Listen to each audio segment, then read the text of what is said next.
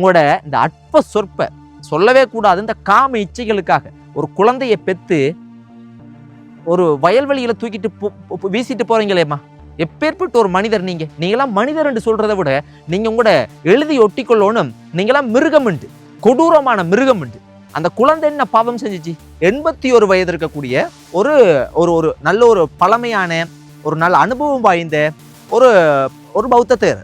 அது அவர் என்ன செஞ்சிருக்காருன்னா அந்த பெண்ணோட தவறான நடவடிக்கைகள், தவறான செயல்கள், தவறான முறையில் ஈடுபட்டாங்க.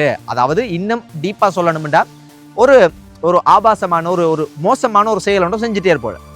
நேத்து குருநாகல் மாவட்டத்துல மாவத்தகம் என்று சொல்லப்படக்கூடிய ஒரு இடம் ஒன்று இருக்குது. அங்க வளமை போல இந்த விவசாயம் செய்யக்கூடிய ஒரு வயல் பகுதியில அதுக்கு உரிமையாளர், அது சம்பந்தப்பட்டாங்க வேலை செய்யறாக்கள் எல்லாம் காலையில போயிருக்காங்க.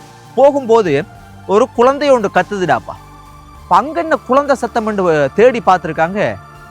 ஒரு சின்ன குழந்தை, அதாவது அந்த குழந்தை பிறந்து சில மனுத்தியாலயங்கள் தான் இருக்க முடியும் நினைக்கிறேன். அந்த தொப்புள் கொடி என்று இருக்கு, அதெல்லாம் தொங்குன மாதிரி ஒரு ரத்தத்தோட ஒரு குழந்தை ஒன்று கிடக்குடாப்பா. யோசிச்சு பாருங்க இந்த சமுதாயம் எப்படி இருக்குண்டு. ஒரு குழந்தைய பெத்து இன்றைக்கு குழந்தை இல்லாம எத்தனை பேர் இருக்கிறாங்க. குழந்தை கிடைக்கணும்னு எவ்வளவு வரம் கேட்டு கொண்டிருக்காங்க, எவ்வளவு தியாகம் பண்றாங்க. ஆனா ஒரு குழந்தைய பெத்து ஒரு தாய், ஒரு அக்காச்சி என்னம்மா இப்படி செஞ்சிருக்கிறீங்க, ஒரு வயல்வெளியில தூக்கி போட்டுட்டு போய் இருக்கிறீங்க, எவ்வளவு துன்பமா இருக்கு கேட்கும்போது. சரி, அது அந்த தவறு யாரோ ஒருத்தவங்க செஞ்சிட்டாங்க, ஒரு மோசமான ஒரு விஷயம் உண்டு, மன்னிக்கவே முடியாத விஷயம். இப்ப அடுத்த அந்த மக்கள் அதை பார்த்துட்டாங்க தானே. இது குருநாகல் மாவட்டத்துல நடந்திருக்குது. மாவத்தகம் என்று சொல்லப்படக்கூடிய ஒரு இடம். அந்த மக்கள் அதெல்லாம் சுத்தி வர நிறைய பொம்பளாக்கள், நிறைய அக்காமார், நிறைய பேர் அதை சுத்தி வளைச்சு எல்லாருக்கும் விஷயம் தெரிஞ்சு பார்த்துட்டாங்க. உடனே என்ன செய்வாங்க? ஒரு மனுஷரண்டா என்ன செய்யணும்? அந்த குழந்தை எப்படியாவது அதை தூக்கி அதை வைத்தியசாலையில சேர்த்து எப்படியாவது காப்பாற்ற தானே முயற்சி செய்யணும். ஏன்னா நிலத்துல அந்த குளிர், அந்த தண்ணியோட சேர்ந்து அந்த வயல்ல அந்த வீடியோவை நம்ம காட்ட முடியாது, யூடியூப்ல அனுமதி இல்லை, அதை போட முடியாது. நாங்களாட்டி அந்த வீடியோவை நான் உங்களுக்கு காட்டுவேன். அதை பார்க்கும்போது அவ்வளோ கவலையா இருக்குடா. அப்போ ஒரு சின்ன குழந்தை விடுறாப்பா, பிறந்த பச்சை குழந்தை, அவ்வளோ அது கத்துது. அதை யாருமே தூக்கல, யாருமே தொடரல. எல்லா பொம்பளாக்கள்கிட்டையும் அதுல சொல்றாங்க. அந்த பொம்பளாக்கள்லாம் அந்த அக்காச்சி மாதிரிலாம் என்ன செய்யறாங்கடா, வாய் பார்த்துட்டு இருக்கிறாங்களே தவிர யாருமே முன் வரல. ஆனா கூட்டமா கூடிட்டாங்க. அதுல இருக்கிற ஒரு சின்ன பொடியன் தான் அந்த குழந்தைய ஒரு சும்மா ஒரு ஷர்ட்டால அதை பொத்துறதுக்கு கூட வெறுமே எந்த ஒரு ஆடைகளுமே இல்லாம தான் இருக்கு. குழந்தை தான் இருந்தாலும் ஒரு ஷர்ட், ஒரு சின்ன பொடியன், ஒரு பொடியன் தான் அதை பொத்துறான். யோசிச்சு பாருங்க. அதன் பிற்பாடு இவங்க போலீஸுக்கு சொல்லி, போலீஸ் அந்த இடத்துக்கு ஒரு குறிப்பிட்ட நேரம் எடுக்கும் தானே, அந்த போலீஸ் அந்த இடத்துக்கு அதை பார்த்துருக்காங்க.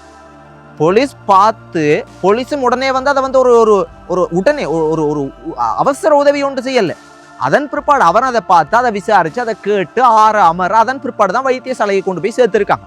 இப்ப அந்த குழந்தை உயிர் தப்பிட்டு.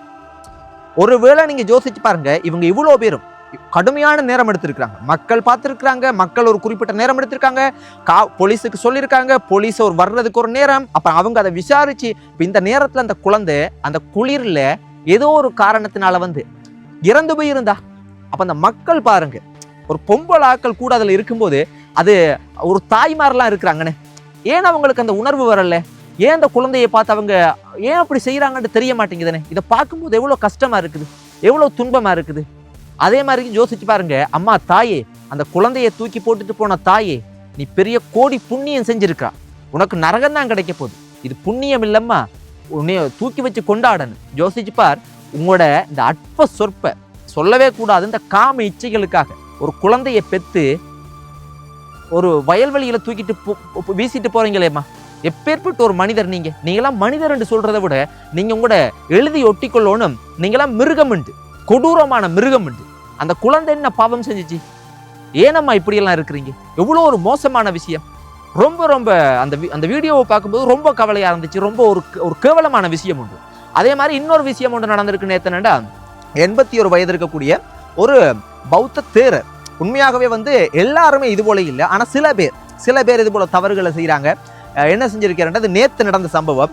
நியூசிலாந்துல இருந்து ஒரு சுற்றுலா பயணி, பெண் சுற்றுலா பயணி ஒருத்தவங்க நாட்டுக்கு வந்திருக்காங்க. இப்போ அதிகமான சுற்றுலா பயணிகள், டூரிஸ்ட் வார நேரம் உங்க எல்லாருக்குமே தெரியும். அப்ப ஏதோ ஒரு காரணத்துக்காக அந்த மாவட்டனுவையோ ஏதோ ஒரு ஏரியா உண்டு, அப்ப அந்த இடத்துக்கு அவங்க போயிருக்கிறாங்க. அந்த ஒரு விகாரையோ இதுக்கு ஒன்றுக்கு போயிருக்காங்க. அந்த சமயத்துல 81 வயது இருக்கக்கூடிய ஒரு நல்ல ஒரு பழமையான ஒரு நல்ல அனுபவம் வாய்ந்த ஒரு பௌத்த தேரர். அது அவர் என்ன செஞ்சிருக்காருன்னா, அந்த பெண்ணோட தவறான நடவடிக்கைகள், தவறான செயல்கள், தவறான முறையில் ஈடுபட்டாங்க. அதாவது இன்னும் டீப்பா சொல்லணும்டா ஒரு ஒரு ஆபாசமான ஒரு மோசமான ஒரு செயல் ஒன்று செஞ்சுட்டே இருப்போம். அப்ப அந்த சுற்றுலா பயணி என்ன செஞ்சிருக்காங்கடா, பயப்படாம தைரியமா அங்க இருக்கிற காவல்துறையில போய் என்ன சொல்லியிருக்காங்கடா, இது போல எனக்கு ஒரு மோசமான சம்பவம் நடந்திருக்குன்னு ஒரு புகார் ஒன்றை கொடுத்துருக்காங்க. அதன் அடிப்படையில் காவல்துறை விசாரிச்சு அந்த பௌத்த தேரரை வந்து கைது செய்திருக்கிறாங்க. உண்மையாகவே அது பௌத்த தேரர்ன்றதுக்காக மட்டும்தான் சொல்லையில், எந்த மதமா இருந்தாலும் சரி, இந்த முக்கியமான பொறுப்புல இருக்கக்கூடியவங்க எந்த ஒரு மதத்தை பின்பற்றக்கூடிய ஒரு தலைவர்களாக இருந்தாலும் இது போல தவறுகள் அவர்கள் கட்டாயம் செய்யக்கூடாது. ஏண்டா அவர்கள் செய்தா அவர்களை பின்பற்றக்கூடிய மக்கள் என்ன யோசிப்பாங்க? உண்மையாகவே இது ஒரு தவறான விஷயம். இப்படி ஏகப்பட்ட விஷயங்கள் நடக்குதுடாப்பா, ஏகப்பட்ட விஷயங்கள் இலங்கை நாட்டில் இது போல விஷயங்கள் எல்லாம் மக்களுக்கு பெருசா தெரிய வர மாட்டேங்குது. மக்களுக்கு ஒரு விழிப்புணர்வா யாருமே சொல்ல மாட்டேன்றாங்க. ஒரு விஷயமோட நடந்தா அது ஒரு செய்தியா போட்டுட்டு தான் போறாங்களே தவிர மக்களுக்கு ஒரு விழிப்புணர்வு ஒன்று யாருமே சொல்ற மாதிரி எனக்குண்டா பார்க்கும்போது பெருசா தெரிய மாட்டேங்குது. ரொம்ப துன்பமா இருக்கு. அம்மா தாயே, இந்த குழந்தைகளை வந்து நீங்க வந்து தவறான, நீங்க எங்கேயாவது உங்களுக்கு தவறான தொடர்புகள் இருக்குது, தவறான செயல்களில் ஈடுபடுறீங்கன்னா என்ன கர்மத்தையாவது செய்யுங்கம்மா. ஆனா இப்படி குழந்தைகளை எல்லாம் பெற்று இந்த வயல்லையும் ரோட்லையும் வீதியிலையும் அங்கேயும் இங்கேயும் நடுத்தரவுல தூக்கி வீசிட்டு போறீங்கடா, தயவு செய்து ஒரு கெட்ட கோபம் வருது. கெட்ட வார்த்தைகளால தான் உங்களை ஏசோனும் போல இருக்குது. அவ்வளவு கோபம் வருது.